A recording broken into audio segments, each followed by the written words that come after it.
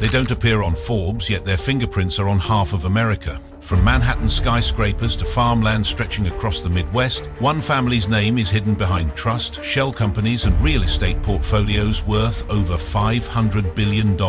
They don't seek attention, they purchase silence. Stay until the end, because we'll uncover the deal that reveals just how deep their control over America really goes. The Rockefellers, the blueprint of silent power. More than a century after his rise, John D. Rockefeller remains the blueprint for how wealth becomes power and how power becomes invisible. Born in 1839, he started selling kerosene before turning it into an empire that changed the course of global economics. By the early 1900s, through Standard Oil, he controlled over 90% of America's oil supply, amassing a fortune that today would equal nearly $400 billion. When the US government broke up Standard Oil in 1911, it wasn't the end, it was the beginning. The fragments of Rockefeller's company became ExxonMobil, Chevron, and ConocoPhillips, all future titans of the global energy industry.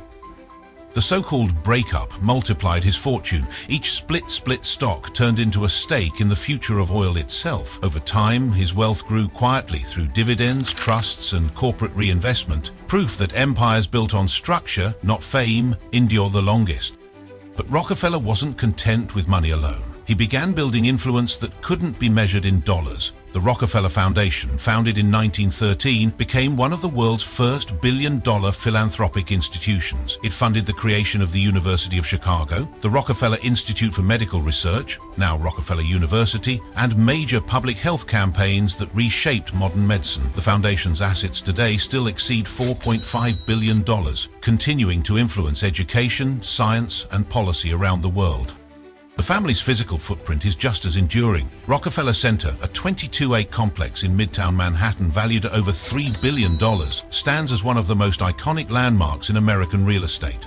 Through various trusts and partnerships, the family still retains significant holdings across New York, Washington, D.C., and Chicago, including office towers, hotels, and sustainable energy investments. Finance, the Rockefellers have deep historical ties to J.P. Morgan Chase, dating back to the creation of America's modern banking system.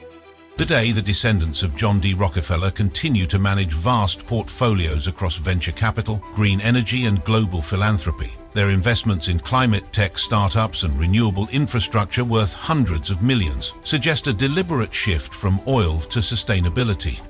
The Rockefellers no longer dominate headlines, but they still shape the backbone of the American economy, quietly, efficiently, and permanently. So tell me, if your family's name could move nations for 100 years, would you want it shouted or whispered? Comment below. The Carnegies turning steel into a cultural empire. If John D. Rockefeller built the arteries of America's wealth, Andrew Carnegie forged its bones. Born in 1835 to a poor Scottish family, Carnegie arrived in the United States with nothing, but left behind an empire worth the modern equivalent of $300 billion. His legacy was not only industrial, it was intellectual, cultural, and profoundly human. Carnegie's story begins in the Age of Steel. In the late 19th century, America was expanding westward, and its railroads, bridges, and cities demanded a new material strong enough to hold its ambitions. Carnegie seized the opportunity. Using the revolutionary Bessemer process, his Carnegie Steel Company became the engine of modern construction, supplying the metal that built the Brooklyn Bridge, the Empire State Building, and countless rail networks. By 1901, when he sold his company to J.P. Morgan for $480 million, nearly $300 billion in today's money, he had created the first billion-dollar corporation known as U.S. Steel. But what makes Carnegie's story extraordinary is what came after the sale. Instead of chasing more wealth, he turned to giving it away. His philosophy was captured in his 1889 essay, The Gospel of Wealth, where he argued that the duty of the rich was not indulgence, but stewardship. True to his word, he gave away over $350 million, almost 90% of his fortune, to causes that outlived him. He built over 2,500 public libraries across the United States, Canada, and Europe, giving millions of people access to books for the first time. He founded the Carnegie Institute of Technology in Pittsburgh, now Carnegie Mellon University, which today manages an endowment of more than $3 billion and stands among the world's top research universities. His funding also created the Carnegie Institution for Science, responsible for discoveries ranging from nuclear physics to astronomy. In New York, his influence took artistic form. Carnegie Hall, completed in 1891 and valued today at over $500 million, remains one of the most prestigious concert venues in the world. Every performance, from Tchaikovsky's symphonies to modern orchestras, echoes the ambition of a man who believed that wealth should uplift the human spirit. Andrew Carnegie didn't just build steel, he built permanence. His empire doesn't live in factories or oil fields, but in libraries, universities and concert halls that continue to shape the mind of civilization itself. The Morgans, the architects of American finance. If the Rockefellers mastered oil and Carnegie conquered steel, then J.P. Morgan built the invisible empire that controlled them both. At the turn of the 20th century, his name was synonymous with stability, power, and the quiet ability to move markets without ever speaking publicly. Morgan didn't simply participate in capitalism, he designed its architecture. In 1907, when a financial panic threatened to collapse Wall Street, Morgan turned his personal library in Manhattan into an emergency command center. Surrounded by bankers and tycoons, he used his own fortune, then equivalent to over $2 billion, to stabilize the US economy. His actions restored confidence, saved major financial institutions, and directly inspired the creation of the Federal Reserve in 1913. In that moment, a single man had acted as America's central bank before one even existed. Morgan's influence extended into industry as well. He financed the merger that created General Electric in 1892, uniting Thomas Edison's electric company with its rival to form one of the most valuable corporations in history, worth the modern equivalent of $50 billion at its peak. 9 years later, Morgan engineered another monumental deal, purchasing Andrew Carnegie's steel empire for $480 million and consolidating it into US Steel, the world's first billion-dollar corporation. Through these transactions, Morgan didn't just invest, he orchestrated industrial consolidation itself. His reach wasn't limited to numbers. Morgan's art and book collection, valued today at over $1 billion, became the foundation for the Morgan Library and Museum in New York, a cultural landmark housing priceless manuscripts from Da Vinci, Mozart and Dickens. Even his yacht, the Corsair IV, built for $1.5 million in 1899, around $50 million today, symbolized elegance as much as power. When Morgan died in 1913, the financial world discovered something astonishing. His personal estate was worth only $68 million, far less than his contemporaries. The real wealth wasn't in his name, it was embedded in the systems he built. His descendants continued the legacy, leading J.P. Morgan & Co., which evolved into J.P. Morgan Chase, now one of the world's largest banks with assets exceeding $4 trillion. J.P. Morgan's true genius wasn't amassing fortune, it was creating permanence. Others owned industries, he owned the infrastructure of money itself. His empire still runs silently beneath every transaction, every loan, and every dollar that moves through modern America. The Waltons, the family that controls what America buys. In the age of trillion-dollar tech giants, one empire still dominates the physical world, and it started with a single 5-and-dime store. The Walton family, heirs to Walmart, control a fortune estimated at over $230 billion, making them the richest family in the United States. Their reach extends into every town, every highway, and nearly every home. If America buys it, chances are the Waltons had a hand in selling it. The story begins in 1962, when Sam Walton opened his first Walmart in Rogers, Arkansas, with a simple idea: sell more by earning less on each sale. That philosophy scaled into a corporate behemoth. Today, Walmart's annual revenue exceeds $640 billion, a figure larger than the GDP of most countries, including Switzerland and Sweden. It operates over 10,500 stores in 19 countries, and its e-commerce division, valued at over $100 billion, competes head-to-head with Amazon.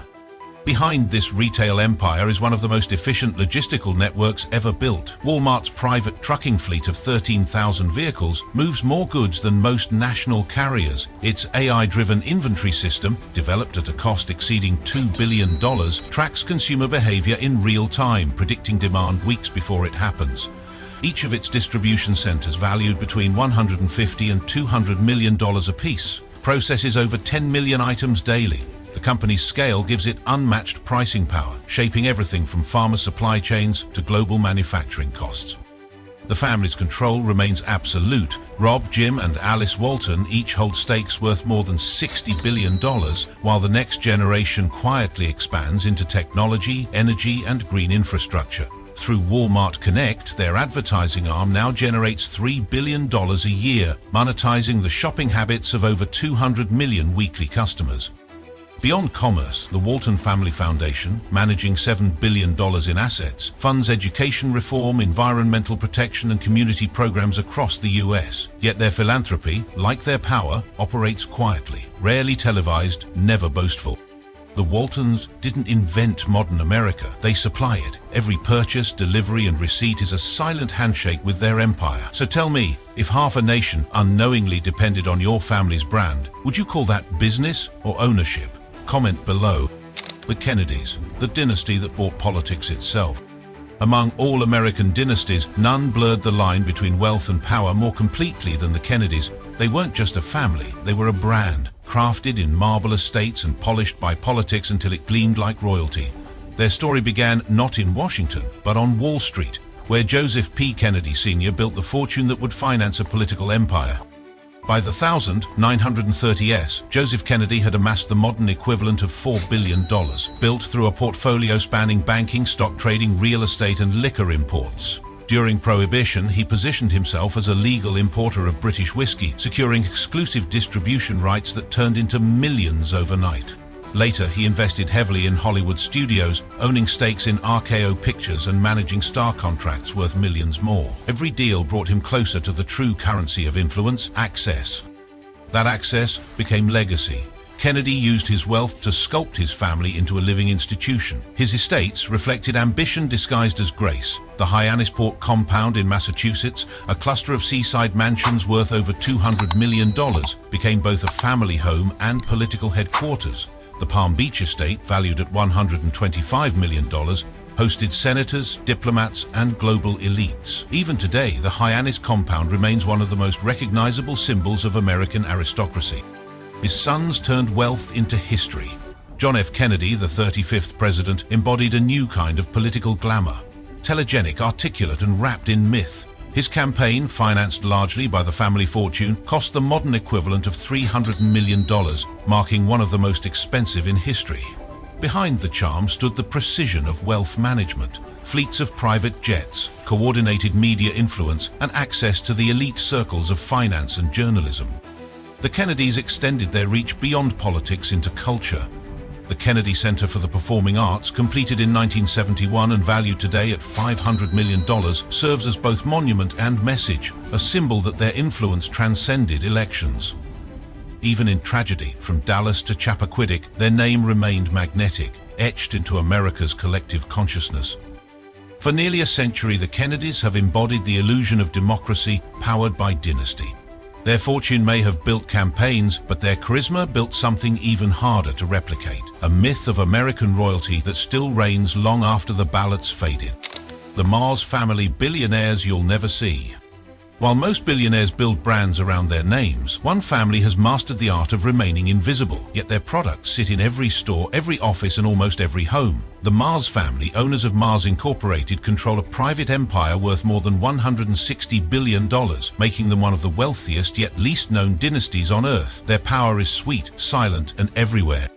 Founded in 1911 by Frank C. Mars, the company began with homemade candies sold from a kitchen in Tacoma, Washington. Over a century later, Mars Inc. generates over $45 billion in annual revenue, spanning 6 continents. Its portfolio reads like a grocery aisle. M&M's, Snickers, Twix, Milky Way, and Skittles, each brand generating billions in yearly sales. M&M's alone brings in more than $3 billion annually, while Snickers surpasses $2 billion. Few corporations can claim a brand portfolio that's both nostalgic and unstoppable.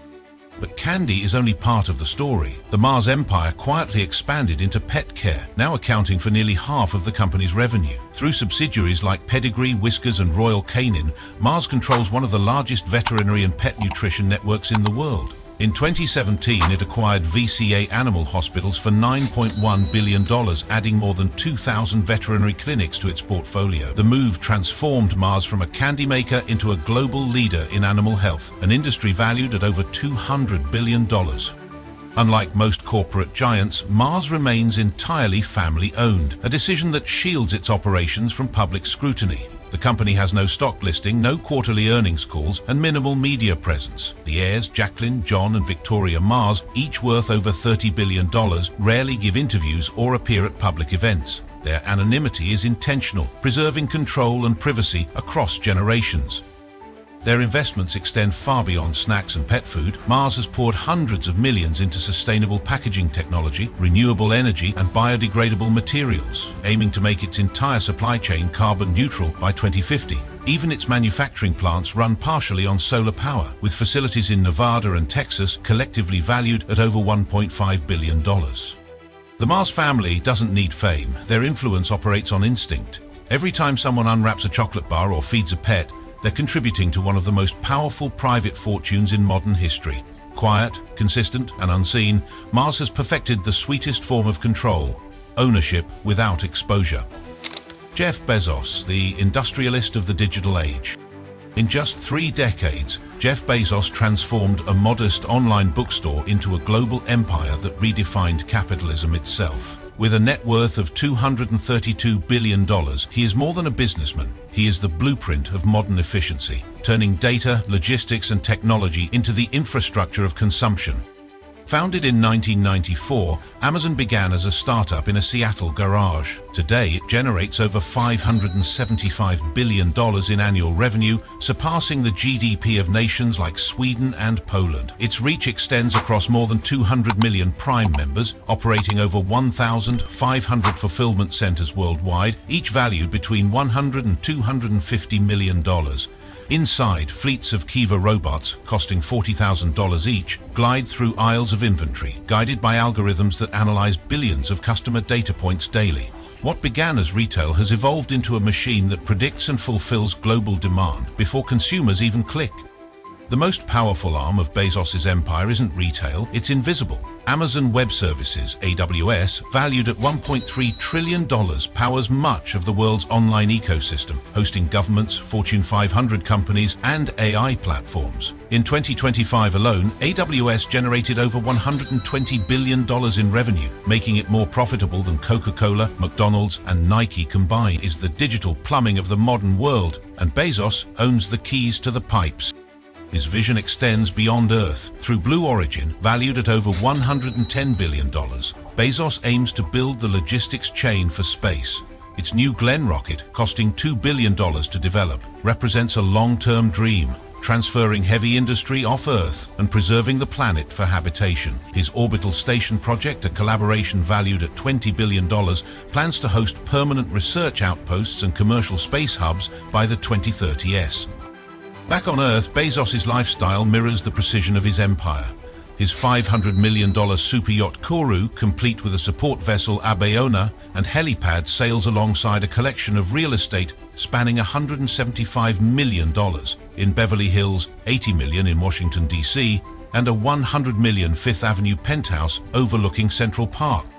From the retail floor to the stratosphere, Bezos has redefined what it means to be an industrialist. His empire doesn't just sell products, it organizes the way humanity buys, lives, and dreams. And while most billionaires chase legacy, Bezos is quietly building something larger, a supply chain for the future itself. The Unnamed Dynasty, the masters of invisible control. They don't appear on Forbes, and no headlines ever mention their names. Yet, quietly, this unnamed dynasty controls assets that shape how America functions without ever stepping into the public eye. Their estimated collective fortune exceeds $500 billion, hidden behind a labyrinth of trusts, holding firms, and offshore foundations. To most, they don't exist. But their influence is built into the foundations of daily life. Their empire begins not in technology or fashion, but in the ground itself. This family's holdings include nearly half of America's prime commercial real estate, skyscrapers in New York, industrial parks in Texas, farmland across the Midwest, and private estates in California valued in the hundreds of millions. Some of their real estate portfolios, held through firms like Blackstone and Brookfield proxies, are estimated at $250 billion alone. Rent checks from cities, factories, and shopping centers quietly flow into family trusts that have existed for generations.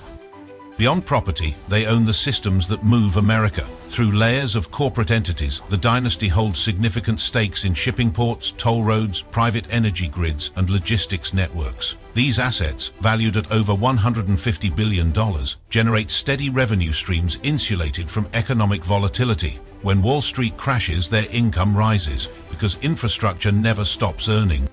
Philanthropy is their public mask. Elite universities such as Harvard, Yale, and Stanford receive anonymous donations worth tens of millions annually, funding endowments, art museums, and policy think tanks. Cultural institutions proudly display wings funded by private benefactors, yet few know those benefactors trace back to the same network. Even political campaigns receive indirect support through dark money foundations that influence everything from housing policy to renewable energy laws. They represent the final evolution of power, one that no longer needs recognition to exist. Wealth this large doesn't chase visibility, it buys silence, and through it, control. So tell me, if you had half a nation in your hands, would you reveal your name? Or erase it completely? Comment below. You've just seen the empire few dare to name, the families who shaped America from the shadows. From Rockefellers' $400 billion oil dynasty to the Waltons' $600 billion retail machine, their influence touches every street, stock, and skyline. Their wealth doesn't shout, it whispers through ownership. But remember, the deeper you look into history, the more invisible hands you find guiding the present. If you want more stories about hidden dynasties, unseen fortunes, and the power structures that built our world, hit like, subscribe to Billionaire Secret, and turn on notifications, because the next story exposes who owns the future itself.